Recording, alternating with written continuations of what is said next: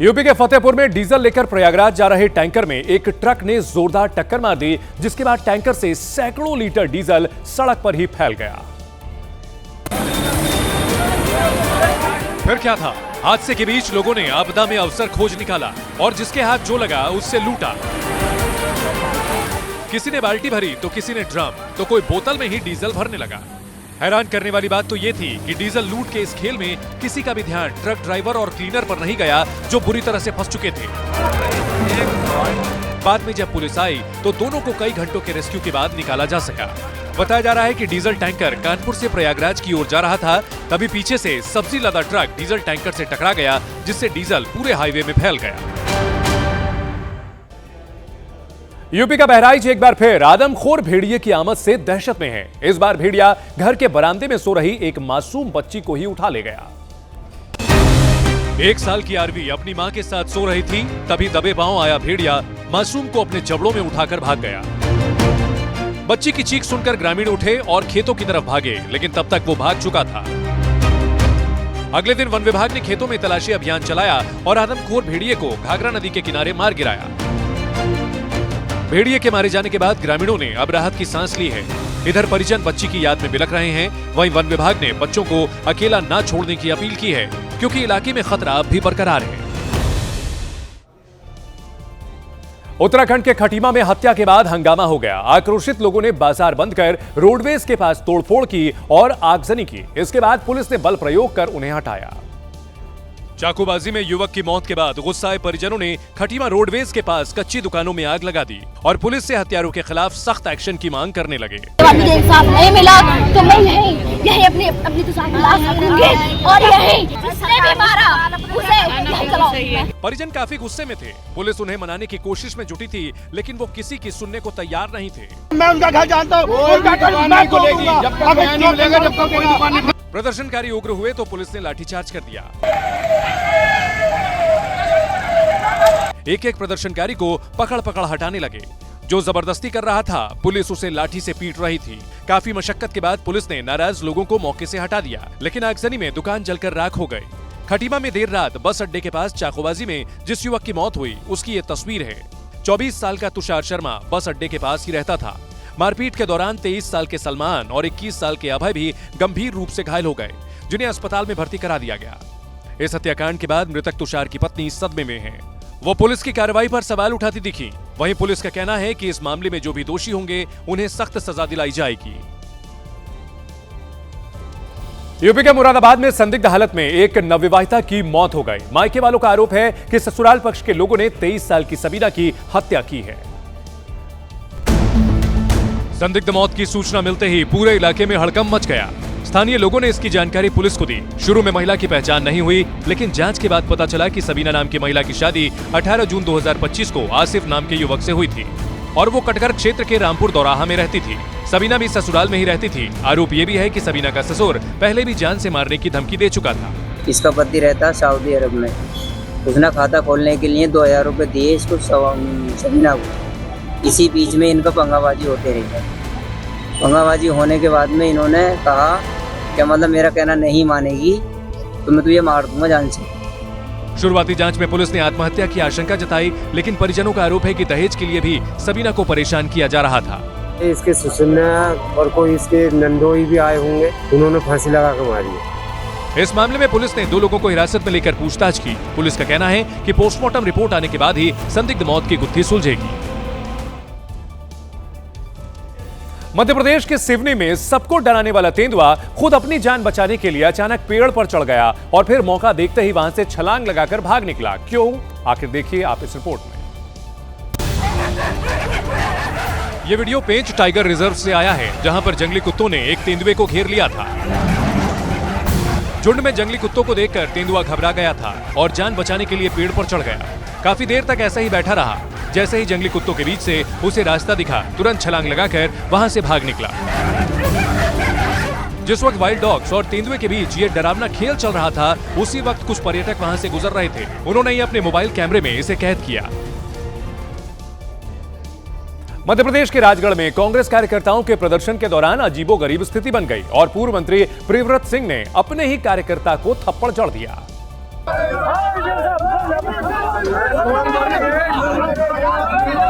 2 थप्पड़ मारा और कार्यकर्ता को पीछे धकेल दिया। पूर्व मंत्री प्रियव्रत सिंह ज्ञापन देने आगे बढ़ रहे थे, लेकिन गेट पर बड़ी संख्या में कांग्रेस के कार्यकर्ता थे, जो बंद गेट को ऊपर से पार करने की कोशिश में थे। लेकिन इसी बीच जब पूर्व मंत्री प्रियव्रत सिंह आगे नहीं बढ़ पाए तो गुस्से में अपने ही कार्यकर्ता को पीट दिया। उससे पहले एक कार्यकर्ता को खींचकर गेट से उतार दिया, लेकिन कार्यकर्ता मानने के लिए तैयार नहीं थे। वो बार बार गेट पर चढ़कर प्रदर्शन कर रहे थे।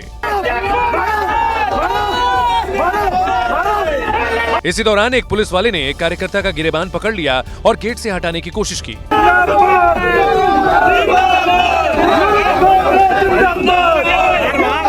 गायों की दुर्दशा को लेकर प्रदर्शन कर रहे कांग्रेस कार्यकर्ता इतने उग्र थे कि वो किसी की सुनने को तैयार नहीं थे। कार्यकर्ताओं ने युवा कांग्रेस के जिला अध्यक्ष अमन अरोड़ा को भी आगे नहीं जाने दिया और उन्हें हवा में उछाल दिया।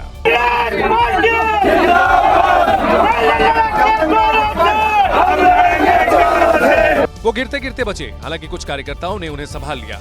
इतनी मशक्कत और थप्पड़बाजी के बाद आखिर में कांग्रेस नेताओं ने एडीएम प्रताप सिंह चौहान को ज्ञापन सौंप दिया।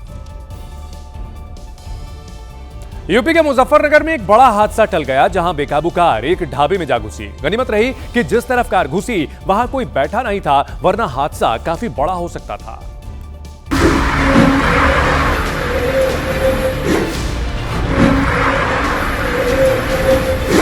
रोड पर चलते चलते अचानक कार ढाबे में घुस गई। समझ में ही नहीं आया कि आखिर कार ढाबे की तरफ क्यों मुड़ी। हादसे के बाद 2 सेकंड कार रुकी और फिर ड्राइवर कार घुमाकर भाग निकला।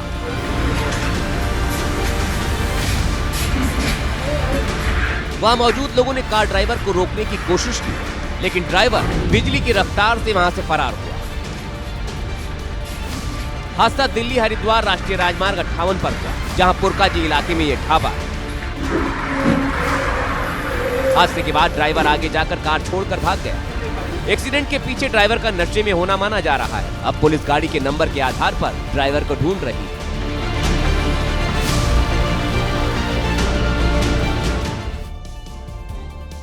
महाराष्ट्र के नासिक से पुलिस के लाइव एक्शन की तस्वीर सामने आई। यहां आगे आगे चोर तो पीछे उनके पुलिस भागती नजर आए।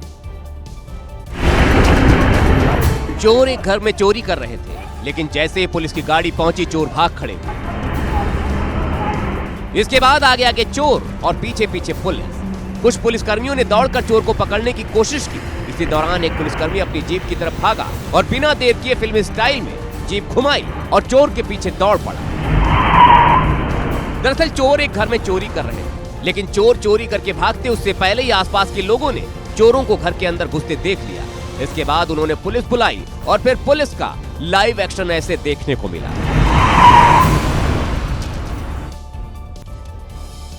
धर्म की आड़ में हुए इस विभत्स कांड की गूंज अब पूरे राज्य में सुनाई दे रही है। कानून व्यवस्था पर गंभीर सवाल खड़े हो रहे हैं, वहीं इस घटना पर सियासत भी होने लगी है। आरजेडी बीजेपी जेडीयू से सवाल पूछ रही है कि आखिर सत्ता में आते ही ये घटनाएं क्यों होने लगती हैं। नवादा में जिस तरह से मॉब लिंचिंग की घटना हुई है, मौत हुई है, ये नफरत की मानसिकता का जो बीज बोने वाली ये सरकार में बैठे लोग हैं, इसी का नतीजा है। इस पर क्या कहेंगे? अब तो बीजेपी को जवाब देना चाहिए कि बिहार में लॉ एंड ऑर्डर कानून की व्यवस्था का क्या हाल है। वही बीजेपी आरजेडी पर धर्म की आड़ में सियासत करने का आरोप लगा रही है। बिहार सरकार ने तुरंत संज्ञान लेते हुए कार्रवाई शुरू कर दी है। दोषियों की पहचान कर गिरफ्तारी हो रही। बिहार में कानून का राज है, जंगल राज नहीं है। इसे धर्म या नाम से जोड़कर समाज को बांटने की कोशिश की जा रही है। इधर जेडीयू ने नवादा में हुई इस घटना को दुर्भाग्यपूर्ण बताया है। अब बीजेपी और जेडीयू सवालों के घेरे में है। कर्नाटक की राजधानी बेंगलुरु में चोरी की एक ऐसी घटना हुई है जिसको देखकर आप हैरान रह जाएंगे। यहां जोमेटो डिलीवरी बॉय के वेश में आए चोर ने घर में घुसकर चोरी की वारदात को अंजाम दिया। चोरी भी किसकी? उसकी जिसकी आप सोच भी नहीं सकते। ये अजब गजब चोर तो घर के सीवर का ढक्कन ही चुरा ले गया। बेंगलुरु के पॉश इलाके में यह कोठी ग्रैमी और पद्मश्री अवार्ड से सम्मानित संगीतकार रिकी केज की है। शुक्रवार शाम 6 बजे के करीब चोर अपने साथी के साथ बंगले के सामने आकर रुका। स्कूटी ड्राइवर इस दौरान वहीं बैठा रहा। चुपके से उसके साथी ने सीवर का ढक्कन निकाला और सेकंड्स में उसे लेकर फरार हो गए। चोरी की इस हैरान करने वाली करतूत का सबूत 2 एंगल से आपके सामने है। पीड़ित ने पुलिस में शिकायत दर्ज कराई है, साथ ही स्कूटी और चोर की तस्वीर भी साझा की। महिला डीएसपी के हुस्न के जाल में फंस चुके कोरबा के कारोबारी दीपक टंडन अब एक नई मुश्किल में घिर गए हैं। जिले की एक कोर्ट ने उनके खिलाफ गिरफ्तारी का वारंट जारी कर दिया है। दरअसल कारोबारी दीपक टंडन पर दीपका थाने में 27 लाख रुपए की वित्तीय धोखाधड़ी का मुकदमा दर्ज था। दीपक टंडन को 12 दिसंबर को कोर्ट में पेश होना था, लेकिन नोटिस जारी किए जाने के बावजूद वे पेश नहीं हुए, जिसके बाद न्यायालय ने गिरफ्तारी वारंट जारी कर दिया है। कोर्ट के आदेश के बाद पुलिस आरोपी दीपक टंडन की तलाश कर रही है। दीपक टंडन तब सुर्खियों में आए जब उन्होंने डीएसपी कल्पना वर्मा पर 2 करोड़ रुपए से ज्यादा की ठगी का आरोप लगाया था। बाकायदा दीपक टंडन ने कुछ सबूत जारी किए, जिसमें व्हाट्सएप चैट, फोटो और वीडियो शामिल हैं, जो अब सोशल मीडिया की सुर्खियां बने हुए हैं। दिल्ली एनसीआर में बढ़ते वायु प्रदूषण को देखते हुए अब और सख्ती लागू कर दी गई है। दिल्ली में ग्रैब 3 की पाबंदियां लगा दी गई हैं, जिसका सामना दिल्ली में रहने वाले लोगों को और दिल्ली आने जाने वाले लोगों को साफ तौर पर करना पड़ेगा। दिल्ली में ग्रैब 3 लागू होते ही अब सभी तरह के निर्माण कार्यों पर रोक रहेगी। अब कोई भी व्यक्ति अपना घर बनाने के लिए मिट्टी का ढेर नहीं लगा पाएगा। वेल्डिंग, पेंटिंग, टाइल और फ्लोरिंग लगाने पर भी रोक है। ग्रैब 3 के नियम के तहत दिल्ली, गुरुग्राम, फरीदाबाद, गाजियाबाद और गौतम बुद्ध नगर यानी नोएडा में BS3 पेट्रोल और BS4 डीजल लाइट मोटर वाहनों के चलने पर प्रतिबंध है। राजधानी दिल्ली में पुराने डीजल वाहन अब भी नहीं चलेंगे। इसके अलावा दिल्ली की दमघोंटू हवा को देखते हुए कक्षा 5 तक के छात्रों के लिए ऑनलाइन क्लासेस अनिवार्य कर दी गई हैं। बच्चों को स्कूल आने की जरूरत नहीं है, वो घर से ही ऑनलाइन क्लास ले सकेंगे। हालांकि उच्च कक्षाओं के लिए सामान्य तरीके से क्लासेस जारी रहेंगी, लेकिन उन बच्चों को भी मास्क पहनना जरूरी होगा। ग्रैब 3 के नियम के मुताबिक सार्वजनिक नगर निगम और निजी कार्यालयों में 50% कर्मचारियों की उपस्थिति रहेगी, जबकि 50% कर्मचारी वर्क फ्रॉम होम करेंगे, यानी कि घर से ही वे दफ्तर का काम निपटाएंगे। यानी कि प्रदूषण अब 400 के पार हुआ है, तो एक बार फिर से ग्रैब 3 की पाबंदियां लागू कर दी गई हैं। उत्तर प्रदेश में बीजेपी को नए चौधरी मिल गए हैं। एक चौधरी गए भी तो दूसरे चौधरी किसी भी वक्त यूपी बीजेपी की बागडोर संभाल सकते हैं। यानी भूपेंद्र चौधरी की जगह अब केंद्रीय वित्त राज्य मंत्री पंकज चौधरी यूपी बीजेपी के नए प्रदेश अध्यक्ष होंगे। सिर्फ औपचारिक ऐलान बाकी है। लखनऊ एयरपोर्ट पर जिस तरह से पंकज चौधरी का स्वागत हुआ, उनके स्वागत में बड़ी संख्या में बीजेपी के नेता पहुंचे थे। पंकज चौधरी को लेने केंद्रीय मंत्री पीयूष गोयल एयरपोर्ट गए थे। वहां से पंकज चौधरी को लेकर पीयूष गोयल सीधे बीजेपी के कार्यालय की ओर रवाना हुए। थोड़ी देर में यूपी बीजेपी के दफ्तर पहुंच गए, जहां पर बीजेपी के कार्यकर्ताओं नेताओं ने फिर से पंकज चौधरी का स्वागत किया। पंकज चौधरी ने नामांकन दाखिल किया। नामांकन के दौरान सीएम योगी, कैबिनेट मंत्री स्वतंत्र देव सिंह, दोनों डिप्टी सीएम भी मौजूद थे। यूपी के मुख्यमंत्री योगी आदित्यनाथ, उप मुख्यमंत्री केशव प्रसाद मौर्य और ब्रजेश पाठक उनके प्रस्तावक बने। इस दौरान बीजेपी के राष्ट्रीय संगठन महासचिव विनोद तावड़े और लखनऊ बीजेपी के प्रमुख महेंद्र नाथ पांडे ने चुनाव अधिकारी के रूप में पंकज चौधरी का नामांकन स्वीकार किया। इस मौके पर पूर्व केंद्रीय मंत्री स्मृति ईरानी, सूर्य प्रताप शाही, सुरेश खन्ना और बेबी रानी मौर्य भी मौजूद रही। पंकज चौधरी कुर्मी समुदाय के बड़े नेता हैं। कुर्मी वोट बैंक पर उनकी पकड़ मजबूत है। साफ छवि, जमीनी और संगठनात्मक अनुभव तो उनके पास बहुत है, लेकिन जिस वजह से उन्हें यह मौका दिया गया है, आइए वो भी आपको समझाते हैं। दरअसल लोकसभा चुनाव 2019 में बीजेपी को 80% कुर्मी कोयरी का वोट मिला था। वहीं समाजवादी पार्टी को सिर्फ 14% वोट मिले थे। लेकिन 2024 में समाजवादी पार्टी ने समीकरण बदला और पीडीए के फॉर्मूले पर बीजेपी को चुनौती दी, तो एनडीए का कुर्मी कोयरी वोट घटकर 80% से 61% आ गया, यानी 19% का नुकसान हुआ। वहीं इंडिया गठबंधन को 34% वोट मिला और शायद इसलिए पंकज चौधरी पर बीजेपी ने दांव खेला है। कुर्मी समाज का होने की वजह से पीडीए के प्रभाव को कम करने में मददगार साबित हो सकते हैं। वो केंद्रीय नेतृत्व के काफी करीबी माने जाते हैं। 2 साल पहले गोरखपुर में रोड शो के दौरान पीएम नरेंद्र मोदी पैदल ही चलकर गलियों से होते हुए पंकज चौधरी के घर पहुंचे थे।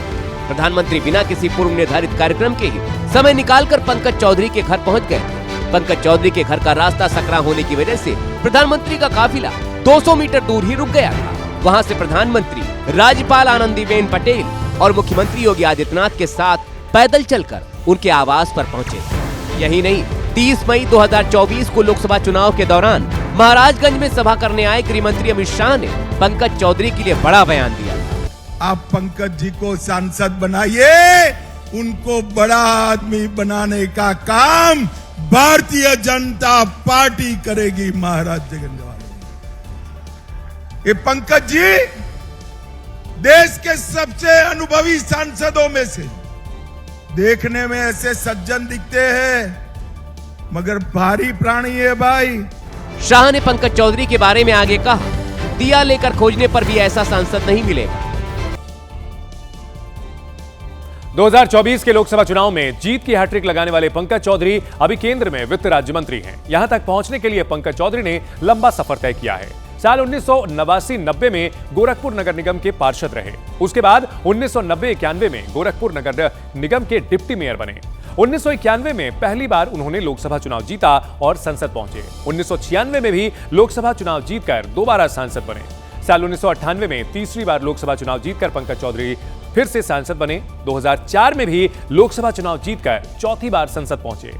मई 2014 में पांचवी बार जीत करके सांसद बने। मई 2019 में छठी बार लोकसभा सांसद चुने गए और जुलाई 2021 में केंद्रीय वित्त राज्य मंत्री बनाए गए।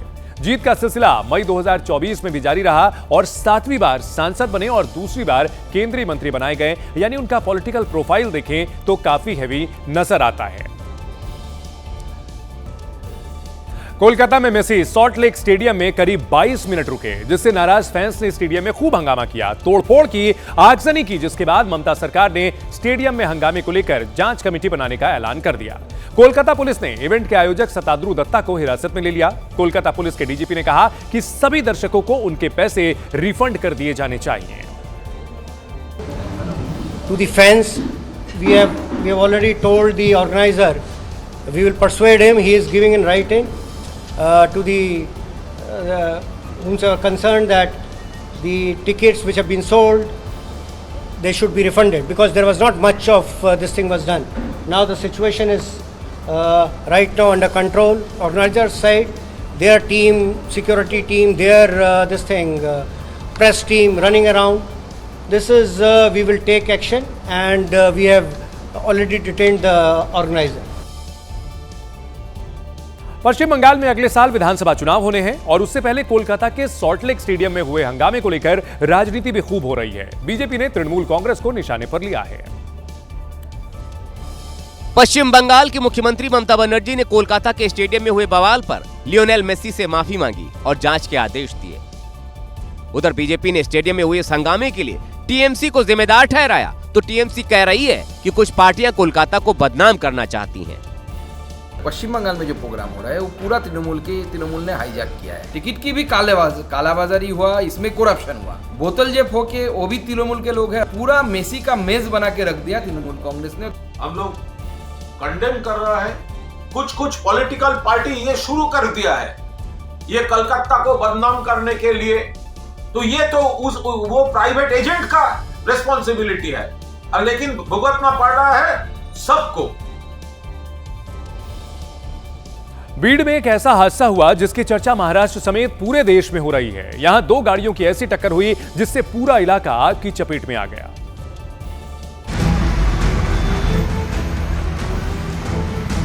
ऐसा लग रहा है मानो किसी हॉलीवुड मूवी के स्टंट सीन की शूटिंग चल रही हो। लेकिन ये डरावनी तस्वीरें अपने ही देश के बीड़ के पाली गांव की हैं। दरअसल एक गाड़ी की टक्कर डीजल से भरे टैंकर से हो गई। टक्कर के बाद डीजल लीक हो गया और चिंगारी भड़क कर कब भयंकर ज्वाला में बदल गई किसी को पता ही नहीं चला। जोरदार धमाके से पूरा इलाका दहल उठा। इस बीच सड़क पर कोहराम मच गया, रास्ते पर जाम लग गया। आप जिधर से देखेंगे, जहां तक देखेंगे, हर तरफ दूर दूर तक सिर्फ आग की लपटें, काला धुआं नजर आएगा। सूचना पर दमकल की दर्जनों गाड़ियां पहुंची।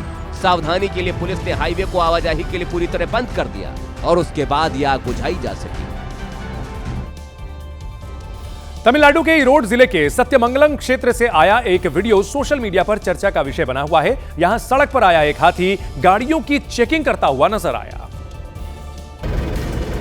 कोयंबटूर मैसूर हाईवे पर आए हाथी ने एक गाड़ी को रोका, उसे सूंघा, फिर दूसरी गाड़ी की ओर बढ़ गया। हाथी ने एक के बाद एक कई गाड़ियों को इसी तरह चेक किया, फिर आगे बढ़ता चला गया। इस दौरान हाथी ने किसी भी गाड़ी को नुकसान नहीं पहुंचाया, बताया जा रहा है कि जंगल से हाईवे पर आया हाथी गाड़ियों में खाने पीने का सामान तलाश रहा था, लेकिन जब उसे खाने पीने का सामान नहीं मिला तो वो वापस जंगल में चला गया। फिलहाल ये वीडियो सोशल मीडिया पर वायरल हो रहा है।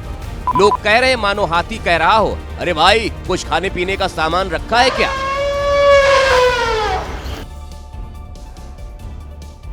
देहरादून स्थित भारतीय सैन्य अकादमी में आयोजित की गई पासिंग आउट परेड में आज एक यादगार पल देखने को मिला। एक तरफ जहां भारतीय सेना को 491 युवा सैन्य अफसर मिले, तो वहीं इस दौरान आर्मी चीफ उपेंद्र द्विवेदी का एक अलग अंदाज भी देखने को मिला।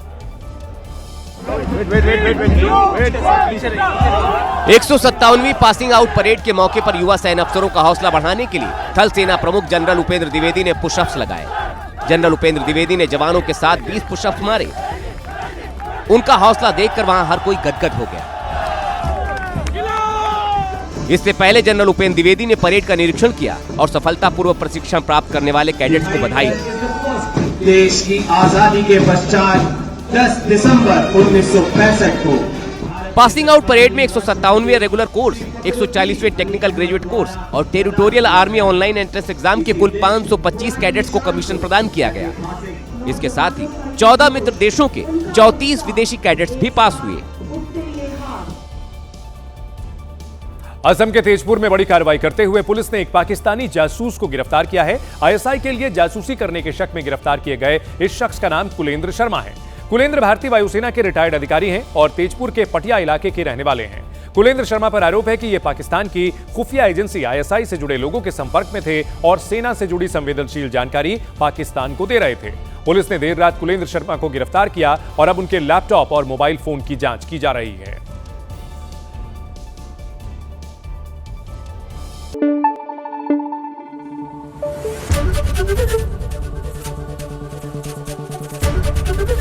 एबीपी न्यूज आपको रखे आगे।